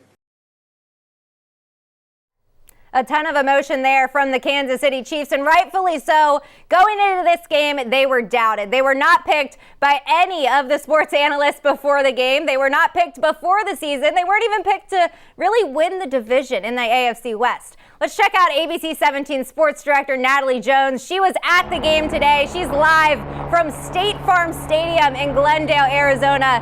Natalie, you heard that final kick go in. You saw the celebration. Just give it all to us. What was it all about? Chills, absolute chills. You said it. They've been doubted all season, and they managed to knock that through today. It was the game kind of told the story of their season. First half doubted, down 10 points at halftime, then come back, just surging back. What an offensive performance in that second half. You can see the stadium is lit up. The Kansas City Chiefs logo is up there. Not the Philadelphia Eagles, folks. The Kansas City Chiefs are your Super Bowl 57 champs. I'm already picking up some merch here. We got some Super Bowl 57 jackets going around, so we're going to see if we can get some for the rest of the people at the station. They're putting your orders now. We got to document this. The Kansas City Chiefs, 2 Super Bowls, 4 years. That's big stuff. I've now sent out 2 texts, one to you, Natalie, one to Chris. I'm going to get a lot of merch from this win. Natalie, let's talk about the Super Bowl MVP, Patrick Mahomes. We found out on Thursday last week that he was the league MVP. Just a stellar season, over 5,200 yards. Today, over 220 yards, 3 touchdowns. We saw him shaken up, but we knew, right? Patrick Mahomes was going to be out for that second half, and he was going to grit out that win. Nothing. I was talking to some of the people who were in the media room with me, and I was saying nothing is going to take Patrick Mahomes out of this game. They would literally have to drag that man off of the field in order for him to not play in this game. I knew when he went into that locker room at halftime, he was going to be coming out just like he did when he went out, when he first got that injury against the Jaguars, and he went on and played just like he has all season. You know, this is his 3rd ankle game. I said it earlier tonight. Patrick Mahomes is having another ankle game. Michael Jordan had a flu game. We're going to have Patrick Mahomes' ankle game. It's going to go down in history. Patrick Mahomes also building himself quite a legacy in Kansas City. What a few years he's had. 5 years as a starter, already 2 Super Bowls, hosted 5 AFC championships. What more can you ask for? Kansas City fans have to be on top of the mountain right now back home in Missouri. Well, definitely right here in Columbia, people are on an all-time high. We just watched Nick Bolton be the first Tiger, like you told us, to score in the Super Bowl. We said before we didn't expect that to come on defense, but Nick Bolton, that was really just a game-changing play. He scooped it up. He took it in. He should have got a second, but he had some big-time stops, too. We had in the highlights a lot of third-down stops. Just what was Nick Bolton able to do that really changed the momentum of this game? Well, I'm going to tell you what I almost did. I almost went onto the field, talked to the refs, and said, hey, give him that second touchdown. That man deserves it. But no, he definitely was a game changer in this game. You know, I feel like I talked about this week, you know, when he was drafted to Kansas City 2 years ago. He definitely wasn't the most talked about draft pick of all time, but look what he's become, you know, the leader on this defense, and that really showed in this game. You heard his name pretty much in every play called. Nick Bolton on the tackle. Nick Bolton scoop and score. He just did it all tonight. Nick Bolton's always had a lot of talent. I was looking back at some of his Mizzou footage when he got that touchdown tonight, and I looked at one of his interceptions from Mizzou coming in to the end zone, a pick 6. He's always had that kind of talent and that football IQ. Such a smart guy, such a good guy. He does so much for his community. Definitely no one deserves this more than Nick Bolton. I know all those Mizzou fans. What a weekend for Mizzou fans. We got a basketball upset. We got Nick Bolton making a name for the Tigers in the Super Bowl. I don't think we could ask for more.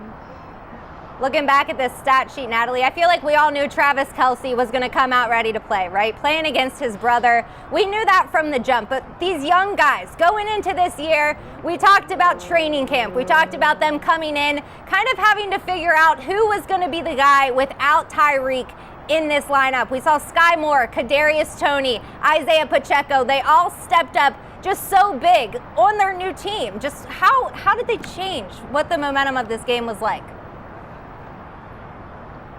I definitely think they were huge momentum changers, and I think it's so funny when you look back at the beginning of the season just how worried people were about how many rookies were on this team, and it paid off so much. That risk that I think Andy Reid, the front office, Veach, they all took with bringing on this many at one time. You have so many on defense and so many on offense as well, and offensively, you saw just how much of an impact they made. Isaiah Pacheco, Sky Moore, what a game for those two. Isaiah Pacheco all week was saying, you know, it's a 100-yard field. It's what he's been playing on his entire life. They were ready for this game. They weren't overthinking it. They have so much help in all those rooms too. So many veterans on this team. Patrick Mahomes, Frank Clark was telling me he's been talking to him, Juju Smith-Schuster, all of those guys giving so much advice to this group. And I really think it paid off. Those rookies, you know, going into their second year here, I think we might be building something special in Kansas City. They're definitely on a good track here.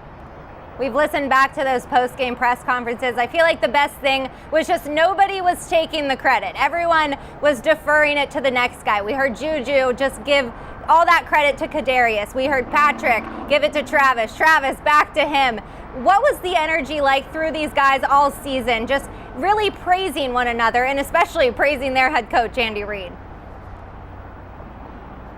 They are all big Andy Reid guys. Big Red is the guy in that locker room, right? No, but I agree with you, Chanel. You know, this is a very selfless group. You saw it with Patrick Mahomes when he won the MVP. He said this is a team award. Patrick Mahomes is not MVP without his offensive line, without his receivers, and without the efforts, obviously, on defense as well. So I definitely think this is the approach this group has taken, and that's why they've been so successful in so many different seasons. Like we mentioned, though, Andy Reid, Big Red got to get a lot of credit in this one. He's going down. He's going to go down as one of the best coaches in NFL history. He's racing to catch Bill Belichick in most playoff wins all time. I think he's going to get there. They're talking about retirement so much for Big Red. I don't think he's anywhere close. Big Red looking as good as ever. I hope he gets his Hawaiian shirt on soon to go out and celebrate Phoenix, Scottsdale, Glendale. It's all going to be fun out here tonight. He told us earlier this week he's got endless energy. I agree with you. He's going to be back. You mentioned the offensive line. We've said all week that this game is going to be won in the trenches. Kansas City, we didn't think that they would out-sack the Eagles, who has led the NFL in sacks this season. That Kansas City offensive line did not allow one single Eagles sack in this game. I feel like that was really just the game changer for sure.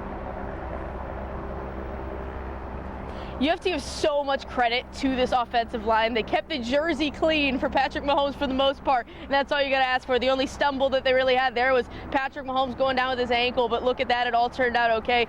When you are able to stop a team like the Eagles, one of the best, like you said, Chanel, teams that leads the league in sacks, that is tough to do. So I definitely think you got to give so much props to this offensive line. We said all week, this is going to be a fist fight. It's going to be a game that's fought in the trenches. This was all 4 quarters. It definitely just wasn't Mahomes. It wasn't just Sky Moore, Isaiah Pacheco, all those guys. It was the offensive line that really held that up. Got to give so much props to them. Like I said before the game, if you didn't know their names before them, you should know them now. All right, Natalie, we'll let you get back to it. I'm going to chat for a bit with Marissa and Lucas. I know they have some hot takes to give us. Guys, you got to watch the highlights. Just first, we'll start with your favorite plays, favorite moments from this win.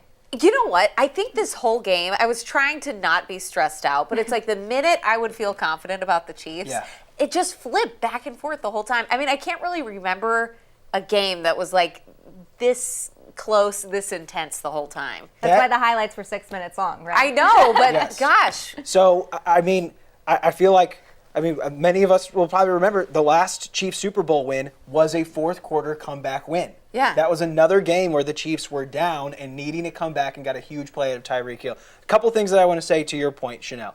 One, this is something Patrick Mahomes brought up, ever the complimenter of his opponents here.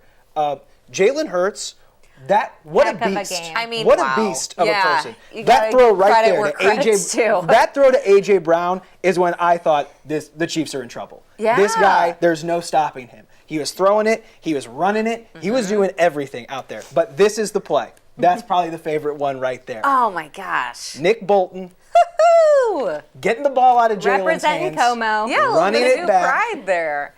One of probably, even whether or not he got drafted, a Mizzou defensive player that you'll always look fondly on when you look back on it. When I think of like modern Mizzou football history too, I always seem to come back to the defensive players that came through Columbia. Nick Bolton in there. I think of players like Charles Harris, E.J. Gaines, Coney Ely, Michael Sam, Sean Weatherspoon.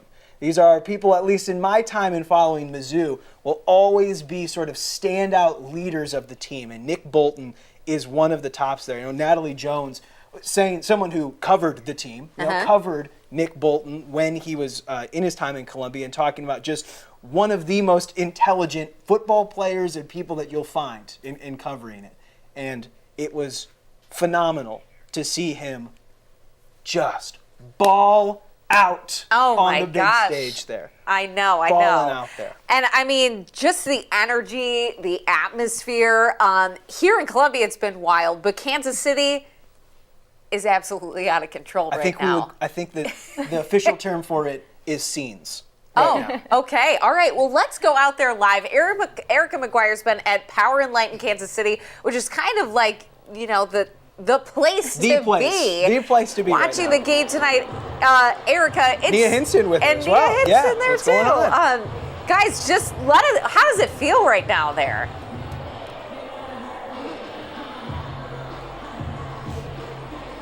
It's definitely, the energy is definitely through the roof here, Marissa and Lucas. And I'm standing beside Nia Hinson, who is new to ABC 17 News. But I don't think there's a better time to be live on TV for the first time than better when the Chiefs win their second Super Bowl for the first time in the last 4 years.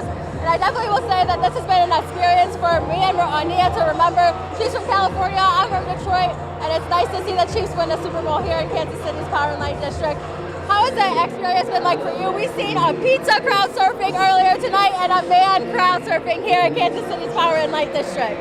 Yeah, I mean, you said it. It's definitely starting to die down in here a bit, but even standing this close to you right now, I can still barely hear you.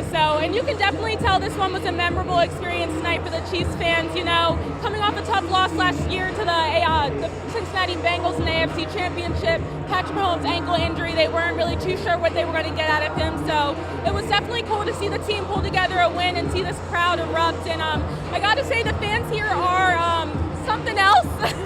I even saw a fan that was carrying their dog with the Patrick Mahomes jersey on. So right, we definitely did see a dog in a Patrick Mahomes jersey today, and we also see some Eagles fans in jerseys today, which I think is pretty brave out here in Chiefs territory, because I know I've been told Chiefs fans are, die-hard fans. And I think a lot of fans showed their disappointment tonight, showing when Patrick Mahomes was limping off in the second quarter tonight. They showed his disappointment, but the energy picked back up in the fourth quarter. When the score was, they were nervous for a second when the score was 35-35, but it did pick up. So you saw the energy pick up, Nia. And what would you have to say just about everything tonight and seeing Chiefs come out on top for a win? I mean, it was a memorable experience. I can't express it enough. It was really cool. It did have me a little scared for a minute when Patrick Mahomes was limping off. You could definitely tell the energy got quiet, but yeah, I mean, just like you said, it was a very memorable experience, very cool. Glad they got the dub tonight, so. It was my first time covering something like this, so I'm glad I got to do it with you. It's definitely been a fun night. So we're going to send it back to you, Lucas and Marissa. Erica, stay with me for just a second here. And ask Nia this as well. What was the craziest moment when the game was going on there at Power and Light? What was like the singular craziest thing or moment that you saw happen?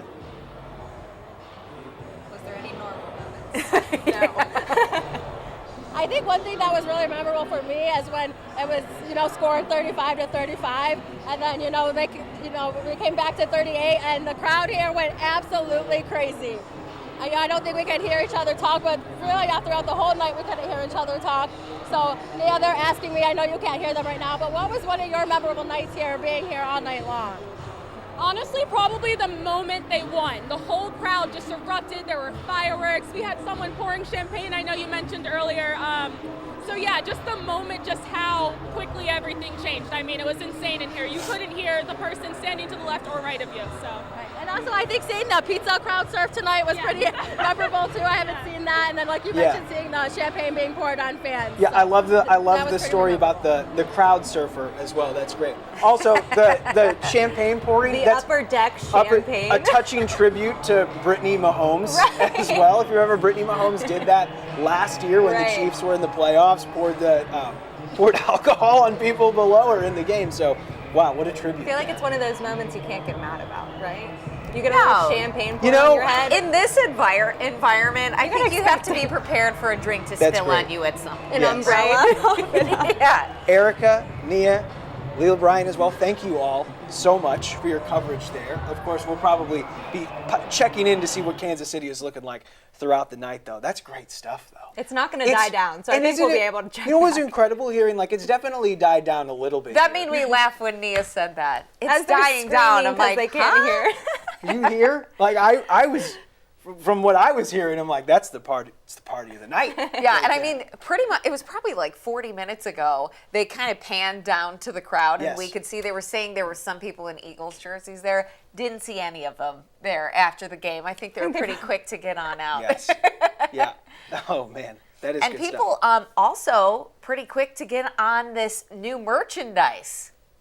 Kansas City champions. It's the hot item to get tonight. Yes. And our ABC 17 chief photographer, Chris Bryant, is live at Academy Sports in Columbia modeling some of the gear for us. So, Chris, they had all the championship gear here in stock. Being a little superstitious like I am, it was kind of scary knowing that they already had these, shirts printed and hats printed. But hey, nothing to worry about now. You're looking great, Chris. What's the atmosphere there like tonight?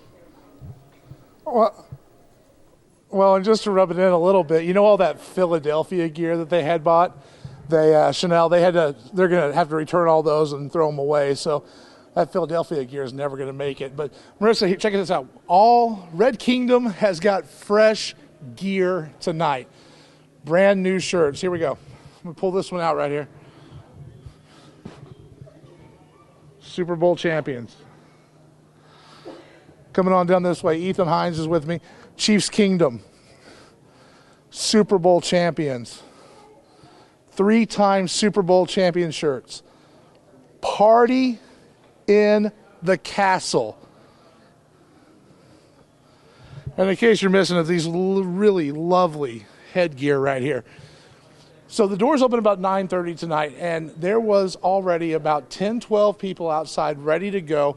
Then it started filing in. Then we got to about 200 people into the store at one time at its peak. And that's all great news. But there's a couple of people that are really happy tonight. And one of them is Justin Markley's wife, Courtney. Courtney, Justin can't be mad at me because I said it right that time. I screwed up her name earlier. So, Courtney, you guys have had this stuff here since Thursday, Friday of last week? Tuesday, Wednesday, we started getting it in. Okay, so how often does somebody go peek at it? Nobody was allowed to open the boxes besides the few of us that were checking it in, counting everything, tagging everything as it came in the back door. And make sure that none of it said Philadelphia on it, right? Absolutely not. We do have a trash compactor if it did. Okay. You guys opened up 15 minutes after the game started, Yes. and then now you're sitting here. How late are you going to be open tonight? As late as we need to. We are here till the last customer comes through the door. So 1 a.m., 2 a.m., 3 a.m.? Keep on going. We'll stay open until we reopen if we need to. How much gear did you get in for this? About 8,000 units, and we've got more coming this week. And we won't talk the numbers, but you guys are very happy with how sales have gone tonight, haven't you? Yes, we've got quite a good cushion so far starting off. Well, and there is still time, Courtney. Thank you. And tell Justin I'm sorry. So I don't want him mad at me anymore.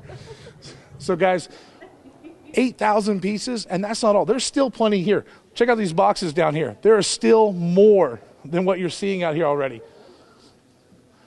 Hoodies, T-shirts, they've got it all. And here, you didn't know on my shoulder here, I've already got, these are the orders that some of our staff members have Venmo'd me for. So Josie, our producer, and Natalie, who's out there in Phoenix, got your shirts right here, and I got to keep the hat because it's really hot, and I've been sweating in it there, Lucas, Marissa.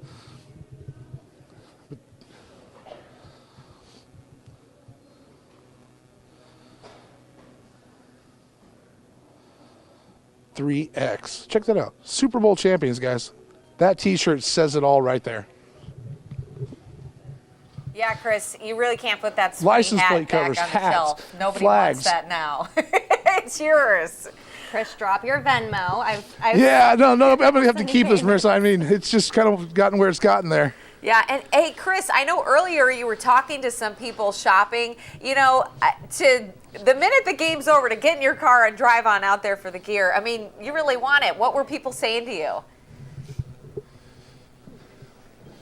Oh, they were just excited to get in here and take a look at the gear and see what they had. They were peeking in the window here at Academy, looking in and going, okay, red shirt. Oh, there's options. I didn't know there were different colors. They were excited to get in here and just get their hands on it. You know, there was just some of these things that these fans were just ready to get a hold of. I'm going to bring this over here to Ethan real quick and check this out. You need your pennant. Check it out.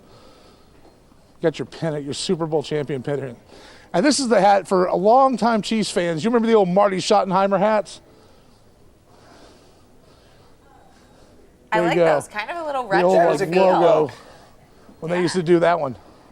Okay, Jessica little retro Hafner look on it, isn't there? wants one of those. So, she said that's the Venmo, cute. we need it. I know. Oh, man, Chris, thanks for giving us a look at all this stuff. I'll send you the Venmo. Yeah. It'll be interesting to see how late people are shopping. But I know, I bet love people seeing want to these wear people. this stuff I love to work seeing tomorrow. these folks out here. Yeah. For those people that do show up to work, the you Monday go, after Super Bowl, that's always kind of a niffy day. Yes. Is anyone going to make it We're on going to have to time? throw out some liquid IVs to everybody at Yeah, that some point. Tylenol and water. Yes, that's always great to be there, like when the merch drops, to be there for it as well. Yeah. There is nothing worse. I mean, you were talking about superstition as well. You know you're kind of getting ahead of yourself, though. This is what I would do as a kid. In like the couple times the Rams were in the Super Bowl. It's especially tough when you're a kid because you start envisioning the T-shirt. You start thinking about that's What going to be such design a will it be? cool T-shirt. Like I hope I can get like a Super Bowl, World Series, you name it. Like I hope I can get that Birch. And that letdown is hard. Yeah. When you realize not only that your team lost, but when you're a kid, just thinking like, wow. I'm not going to get the hat after all. And I always wonder, you know, like of all the boxes of the Philadelphia gear, like what really does happen? Courtney to told those? us they're going in the trash. That's Yeah, right. the trash compactor. That's what she said. Well, look, the party is going on in Columbia as well. In downtown Columbia, we have ABC 17's Hannah Falcon. She's outside Fieldhouse tonight. She's there, seeing it downtown Columbia now, giving us a bird's eye view of what's going on down there. Hannah, how are things looking? Hi, Lucas, Marissa. I'm still here in downtown Columbia. We're moved to a safer location because things were getting a little testy as they do when you get late at night around the bars. But we can see a beautiful view of downtown Columbia as things are winding down here. We had a really great time hanging out with some fans who were watching the games at a couple of bars here. And we actually spoke to a couple of them earlier. They were really excited after the Chiefs win. I think we have some video that we can show you if we can take a look at that. Yeah, I go for the Chiefs. I go to Mizzou, and I really hoping that class gets canceled tomorrow, and I want Kansas City to erupt. I'm gonna call my mom because she's a big Kansas fan. So, Really? yeah. I think I'm just gonna party with the boys tomorrow.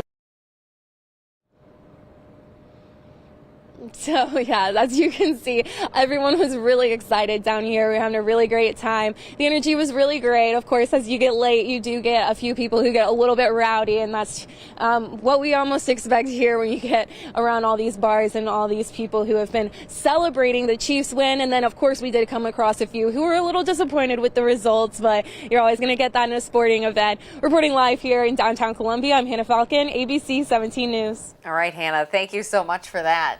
The boys.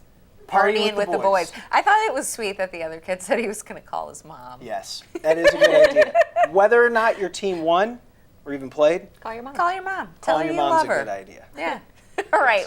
Well, stay with us. We'll be right back after this short break.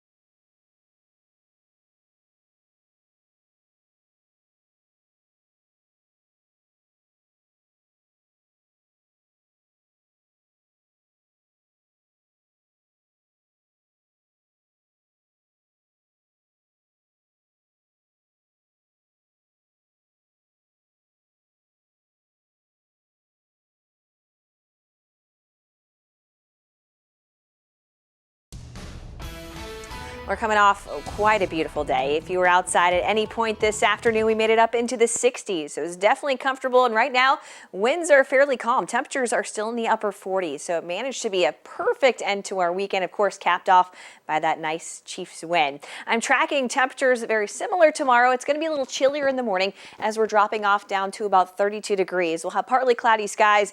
Finally, though, the clouds work their way out tomorrow morning. I'm expecting winds to come from the northwest, but despite that, we are going to see temperatures climbing up into the upper 50s tomorrow. So we're in for another beautiful day. Great start to our week. This is what I'm tracking tonight. This weak disturbance moving through, bringing that cloud cover. No precipitation with this, but we will see a chance of some rain returning by Tuesday. So let's time it all out here on the future track. We're seeing temperatures in the 30s tomorrow morning, so you'll definitely want the jacket, but by the afternoon, it's going to be beautiful again with light winds. We climb back up into the upper 50s, so just a couple degrees cooler than where we landed today. Tomorrow night, cloud cover starts to move back in. That should keep us around 40 degrees, but showers start to move in after midnight. I'm expecting rain to continue through much of Tuesday, and winds are going to start picking up. So plan on a wet morning commute and showers and maybe a few thunderstorms to continue throughout the afternoon. Temperatures make it up into the mid 50s. Winds get up to almost 40 miles per hour as our storm system works its way through. As we get into the evening, I'm tracking temperatures still around 50 degrees at 6 o'clock, and most of the rain looks to work its way out. So if you have dinner plans for Valentine's Day, we should be drying out, but still going to be pretty blustery. Getting into Wednesday, just a couple clouds to start off, but it's going to be warm as temperatures climb up into the 60s. So if you're planning to head to Kansas City, it's looking like a warm day for the parade. Here's the wind tracker for Tuesday. Those winds picking up to about 20 to 30 miles per hour sustained. Those gusts are going to be even higher. Later in the week, I'm tracking another storm system that looks to move in between Wednesday night and Thursday. Depending on the track, mainly going to be looking at rain for mid-Missouri, and it moves through quickly. Off to the south, we'll have a chance for some strong storms. It looks like that risk will stay south of us, but we're watching some of our northern counties depending on where this low goes for the possibility of a few snow showers into Thursday morning. It is going to be cooler at the end of the week. By Thursday, we're going to see temperatures dropping throughout the day, throughout the 40s.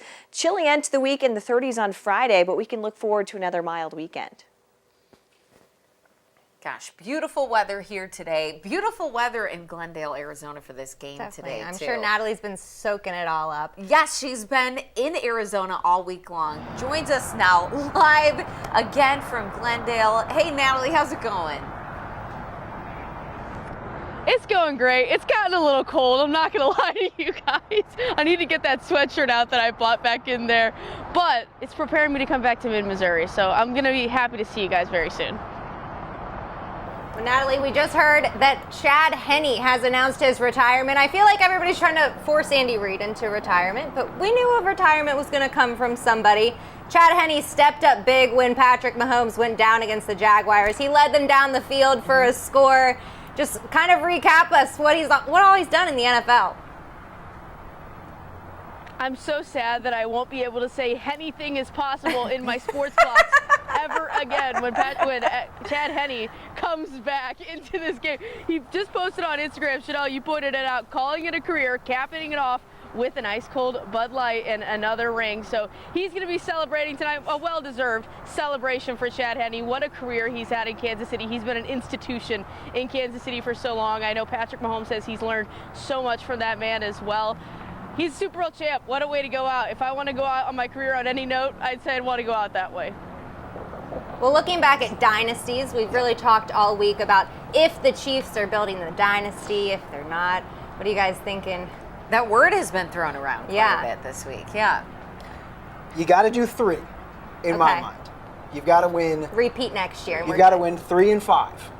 Next year makes it an undeniable dynasty that you can call the Chiefs. No questions asked. So asked. right now, I mean, really, that's usually how I feel. If you look at if you look at the other NFL franchises, I mean, what the Patriots did, it was always around 3 Super Bowls around it when they won. So I think you win it next. If the Chiefs win it next year, it's undeniable. You have to put them in there that they've owned at least the first part of this decade.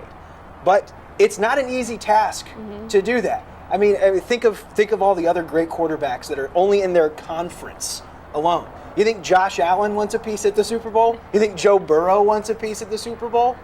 They all want it. I'm sure just as badly as Patrick Mahomes does. But for now, Pat Mahomes, is the best player in football right now. Natalie, when we've heard that word thrown around, I feel like these players are just kind of brushing it off. They don't want to talk dynasties just yet. They're just trying to live in the moment, really. I think a lot of them are afraid of getting in trouble with Big Red, let's be honest with you. I don't think Andy Reid would like too much talking about the dynasty, the Chiefs dynasty. That's given other teams bulletin board material. I did hear in one of those press conferences, though, one of those players said, call it a dynasty, call whatever you want. The Kansas City Chiefs are Super Bowl champions. I've said all week long, this Super Bowl 57 was very important in building that legacy. You know, they've made it to 3 Super Bowls, right? And they did lose that one to Tampa Bay. We're not going to talk about that one. We're going to focus on this win. I did think this was a very important win for them. And like Lucas said, I very much agree with what Lucas said. We are still far away from a dynasty, but going and winning a third, that would cement something pretty special. Tom Brady, Bill Belichick, they were together for 20 seasons. It's going to take a lot more time for Patrick Mahomes and Andy Reid to build something quite to that caliber, but I'd say they're on their way. What a duo, Big Red and Patrick Mahomes. I hope they go have some cheeseburgers. We've been talking about those all week, and I hope Patrick Mahomes gets to see his wife and kids. He has not been around them all week. We've heard about him all week. I hope he has a good time tonight. Big Red just got to be around for 10 more years. He's got it in him. Another casual 10 years to do that, whether it's him, whether it's Eric Bieniemy, maybe. Right. If Andy decides one day to do it, why not Eric Bieniemy is my thought. Like, why not him taking over the head coaching spot? But it feels, I mean, you mentioned Tom and Bill, that's sort of our standard that a lot of us all know. All right, let's go back to the Steelers in the 70s. Come on, the steel curtain. I mean, the ingredient. It just feels like the ingredients are there of something special. I think we all kind of in 2018 realized that. Yeah. Like maybe there is something cooking in Kansas City right now.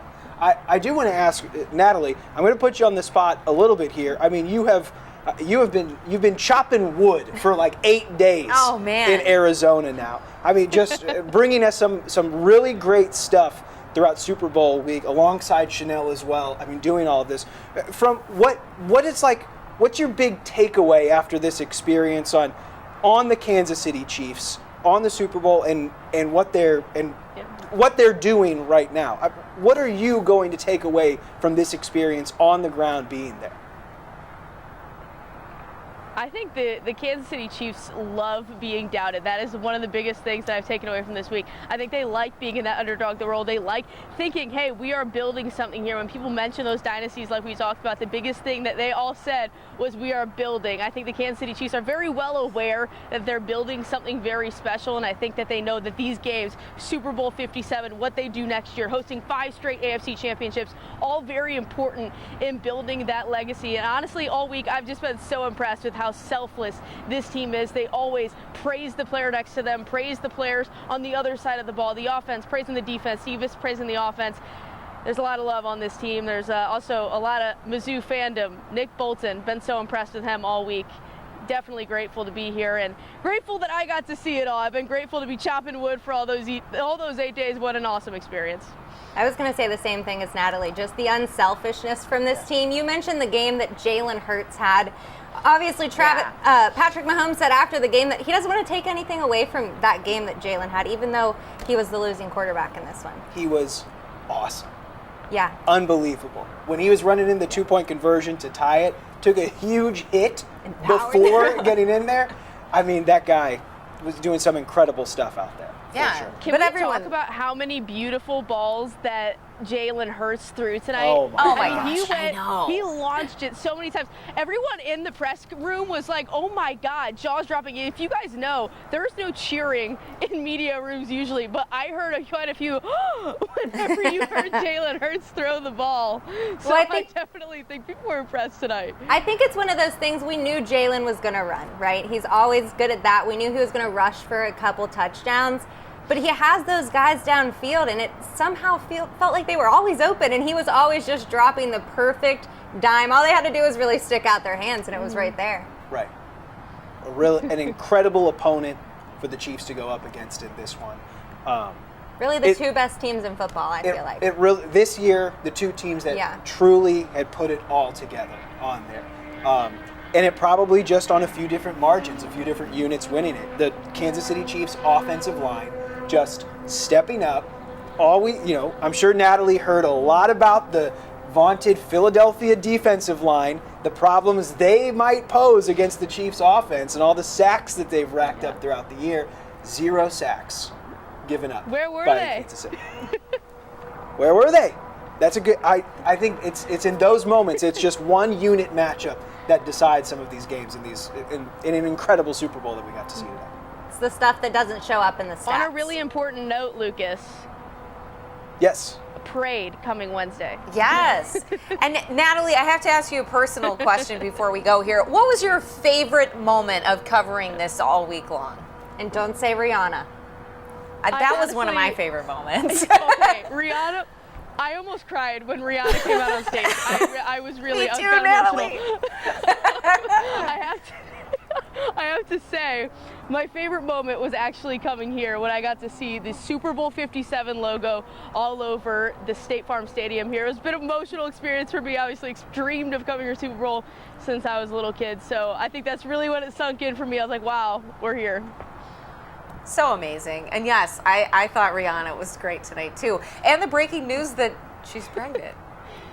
That was some other big news. How about that? I like the videos of ASAP watching her, like filming her, not like they're just two celebrities. Like it was just like he's a normal person, like a normal fan of Rihanna. Just a proud guy. Well, Natalie, thank you so much for all the work that you've done this week. I know that our viewers here back in Mid-Missouri appreciate all that coverage and the inside look, and I know you have to be exhausted. What time's your flight out of there?